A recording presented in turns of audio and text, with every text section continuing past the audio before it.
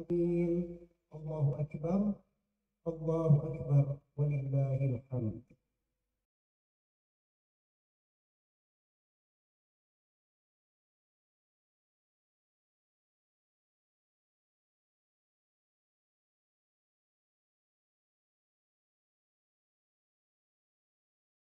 Sebulan penuh kita melaksanakan ibadah di bulan mulia. Harapannya setelah 30 hari beribadah dengan khusyuk di bulan Ramadan, Allah Subhanahu wa taala menerima amal kebaikan kita, dan yang paling penting kita menjadi seseorang yang lebih baik dari sebelumnya. Hari ini adalah hari kebahagiaan, hari kemenangan. Setelah kaum muslimin berjuang selama sebulan penuh, menahan lapar, menahan dahaga, menahan syahwat, semuanya karena Allah Subhanahu wa taala. Maka bergembiralah pada hari ini. Nabi SAW bersabda, sesungguhnya bagi orang yang berpuasa, dia akan mendapatkan dua kebahagiaan. Kebahagiaan tatkala berbuka dan kebahagiaan tatkala bertemu Rabb. Adapun kebahagiaan bertemu Rabb-nya, dia akan mendapatkan ganjaran yang besar pada hari kiamat kelak. Bukankah Allah Subhanahu wa taala dalam hadis qudsi berkata, kullu amali Adam lahu, seluruh amalan anak Adam adalah untuknya, illa shaum, kecuali berpuasa. Fa innahu li, maka puasa adalah untukku. Wa ana ajzibi, maka aku yang akan membalas pahala tersebut. Hadis riwayat Bukhari. Jamaah salat Idul Fitri yang berbahagia. Kehidupan ini sejatinya adalah sebuah ujian, dan tidak ada satupun orang yang hidup kecuali diuji oleh Allah Subhanahu wa taala.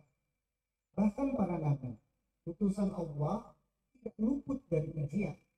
Sejak terlahir di dunia, kita dihadapkan dengan berbagai ujian. Memasuki sekolah ada ujian, memasuki kenaikan kelas ada ujian, mau lulus pun ada ujiannya. Ketika kita melamar kerja, kita pun juga diuji. Dan pada saat seseorang promosi jabatan, juga ada seleksi dan ujian. Demikian juga kehidupan ini sejatinya adalah ujian, di mana tempat kelulusannya adalah kehidupan akhirat kelak, yaitu surga dan neraka. Bahagia atau sengsara selamanya. Allah berfirman di awal surat Al-Mulk, Tabarakalladzi biyadihil mulku wa huwa ala kulli syai'in qadir. Alladzi khalaqal mauta wal hayata liyabluwakum ayyukum ahsanu amala wa huwal azizul ghafur. Maha suci Allah yang menguasai segala kerajaan dan maha kuasa atas segala sesuatu, yang menciptakan mati dan hidup untuk menguji kamu, siapa di antara kamu yang lebih baik amalnya, dan dia maha perkasa, maha pengampun. Ujian yang diselenggarakan oleh manusia tentu sangat berbeda dengan ujian yang diselenggarakan oleh Allah Subhanahu wa taala. Ujian di sekolah maupun di dunia kerja sangat bersifat rahasia. Jangankan jawabannya, soal-soalnya pun bersifat rahasia. Hal ini berbeda dengan ujian masuk surga. Jangankan soal-soalnya, kunci jawabannya pun sudah diberitahukan oleh Allah Subhanahu wa taala dan sudah menjadi rahasia umum. Maka sungguh bodohlah jika kita tidak masuk ke dalam surga dari Allah Subhanahu wa taala. Dan kunci masuk surga itu adalah kalimat tahlil, la ilaha illallah. Itu adalah kalimat tauhid, yaitu kalimat pembeda antara muslim dan non-muslim. Kalimat penentu kebahagiaan di surga atau kesengsaraan di neraka. Allahu Akbar, Allahu Akbar, walillahil hamd. Kaum muslimin yang berbahagia, sebagai wujud rasa kasih kita rasa sayang kita terhadap amal yang kita lakukan selama bulan Ramadan, marilah kita perbanyak berdoa, memohon agar Allah menerima amal kita. Kebiasaan seperti inilah yang dilakukan oleh para ulama sejak masa silam. Bahkan selama 6 bulan pasca Ramadan, mereka banyak meminta kepada Allah agar amalnya diterima oleh Allah. Mu'alla bin Al-Fadl, orang ulama tabi'in, menceritakan kondisi para sahabat. Dulu para sahabat selama 6 bulan sebelum datang Ramadan, mereka berdoa agar Allah mempertemukan mereka dengan bulan Ramadan. Kemudian selama 6 bulan setelah Ramadan, mereka berdoa agar Allah menerima amal mereka selama bulan Ramadan. Karena itu, ketika saling bertemu, marilah kita saling mendoakan. Taqabbalallahu minna wa minkum. Jamaah Allahu Akbar walillahil hamd. Jamaah kaum muslimin rahimakumullah. Di antara nikmat besar yang sering dilupakan masyarakat adalah nikmat iman, nikmat aman. Nikmat di mana kita tidak ada yang mengganggu, tidak ada yang merasa terancam atau tertekan oleh pihak manapun, sehingga kita bisa melakukan aktivitas apapun dengan tenang dan nyaman. Bukti bahwa ini adalah nikmat besar, Allah menjadikan nikmat ini sebagai alasan untuk memerintahkan kaum musyrikin agar mereka masuk Islam. Allah berfirman, وَلْيَعْبُدُوا رَبَّ هَذَا الْبَيْتِ الَّذِي أَطْعَمَهُم مِّن جُوعٍ وَآمَنَهُم مِّنَ خَوْفٍ. Hendaklah mereka menyembah Tuhan pemilik rumah ini, Ka'bah, yang telah memberikan makanan kepada mereka untuk menghilangkan lapar dan mengamankan mereka dari ketakutan. Al-Quraisy ayat 3-4. Seperti yang kita tahu, Allah memberikan banyak nikmat kepada penduduk Makkah. Namun dua nikmat ini yang Allah sebutkan adalah alasan untuk memerintahkan mereka agar mau tunduk beribadah kepadanya. Ini menunjukkan betapa dua nikmat ini adalah nikmat yang luar biasa. Kita sendiri bisa merasakan ketika kita dalam kondisi aman, maka kita bisa melakukan berbagai kegiatan tanpa gangguan. Salah satunya adalah kita melaksanakan sholat Idul Fitri di lapangan. Itu adalah salah satu nikmat aman yang sangat besar dibandingkan negara-negara yang sedang konflik. Kita harusnya sungguh bersyukur. Karena itulah Rasulullah SAW menyebut orang yang mendapatkan dua nikmat besar tersebut ditambah dengan nikmat sehat, seolah dia telah mendapatkan dunia dan seisinya. Dari Ubaidillah bin Nisam al-Ansari radhiyallahu an, Rasulullah SAW bersabda, "Man asbaha minkum mu'afan fi jasadi, aminan fi sirbi, indahu qutu yaumi, faka'annama izat lahu dunya." Barang siapa di antara kalian yang pagi harinya dalam kondisi sehat fisik, aman di tempat tinggalnya, dan dia memiliki bahan makanan untuk hari itu, seolah dikumpulkan dunia untuknya. Dan alhamdulillah pada hari ini kita merasakan hal tersebut. Itu adalah nikmat yang luar biasa. Allahu Akbar, walillahil hamd.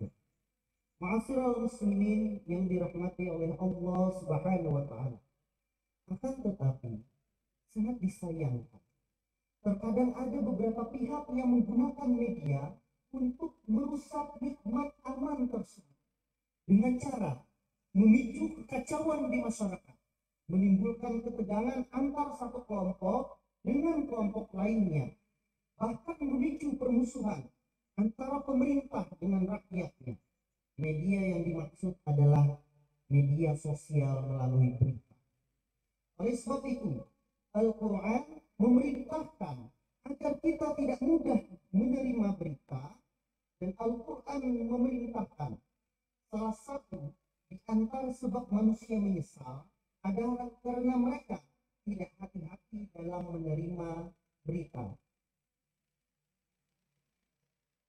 berfirman, Ya ayyuhalladzina amanu in ja'akum fasiqun binaba'in fatabayyanu an tusibu qauman bijahalatin fatusbihu ala ma fa'altum nadimin.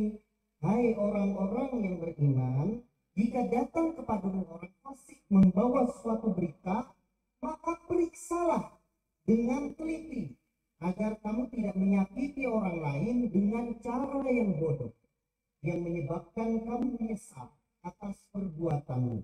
Quran surah Al-Hujurat ayat 6. Dan realita menjadi bukti yang paling nyata betapa banyak orang yang memusuhi orang lain disebabkan informasi yang salah yang dia terima. Jamaah salat Id yang dimuliakan. Namun anehnya, kita justru sering disibukkan dengan membaca berita tersebut. Hari-hari kita dijejali oleh dengan berita. Kita beli koran, mendengarkan radio, menyalakan televisi, serta situs-situs di internet. Hampir semuanya isinya berita. Kita begitu terbuka dengan berita, sehingga berita kita undang ke rumah kita. Namun di saat yang sama, kita justru tertutup dengan ilmu agama. Kita jarang membuka buku agama, jarang mengikuti kajian ilmu agama. Ketika Jumatan, kita datangnya telat dan seterusnya. Padahal kita semua mengakui bahwa ilmu agama lebih dibutuhkan dibandingkan berita. Masyarakat muslimin rahimahullah, Allah telah tunjukkan kepada kita perbedaan yang mencolok antara ilmu agama dengan berita, agar kita bisa mengambil kesimpulan bagian mana yang seharusnya lebih kita pilih. Kami akan sebutkan beberapa perbedaan antara ilmu agama dan berita jika kita buat suatu perbandingan. Yang pertama, tidak ada tulisan yang lebih cepat expired, lebih cepat kadaluarsa, melebihi tulisan dari para warta. Pagi dirilis, sore sudah expired, sore terbit, besok sudah expired. Sehingga kita mengenal adanya istilah orang bekas atau berita lama dan seterusnya. Lain halnya dengan tulisan para ulama. Tidak ada istilah lama atau tulisan yang expired. Imam Bukhari meninggal pada tahun 256 Hijriah di usia 62 tahun. Usia penulisnya hanya 60-an tahun. Tapi kitab Sahih Bukhari usianya, dan umat Islam hingga sekarang tetap memanfaatkan kitab ini tanpa ada istilah basi. Demikian pula karya para ulama lainnya. Riyadhus Shalihin karya An-Nawawi meskipun usianya lebih dari 700 tahun, namun muslimin masih membacanya dan tidak ada istilah basi. Sama-sama tulisan, namun yang satu cepat basi atau cepat expired, yang satunya lebih abad. Yang kedua, dilihat dari pengaruhnya sangat jauh berbeda.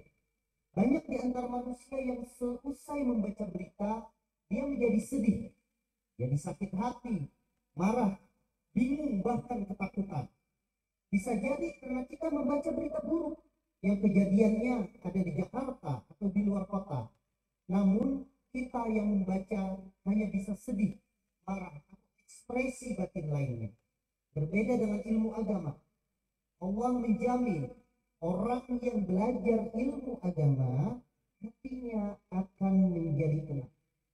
Allah berfirman, Ala bidzikrillahi tatma'innul qulub. Bukankah dengan zikrullah hati seorang hamba akan menjadi tenang? Salah satu di antara makna zikrullah adalah mempelajari peringatan dari Allah dalam arti belajar ilmu agama. Karena itulah orang yang rajin belajar ilmu agama bisa menikmati kesendiriannya bersama kitab-kitab para ulama. Yang ketiga, dilihat dari kepentingannya.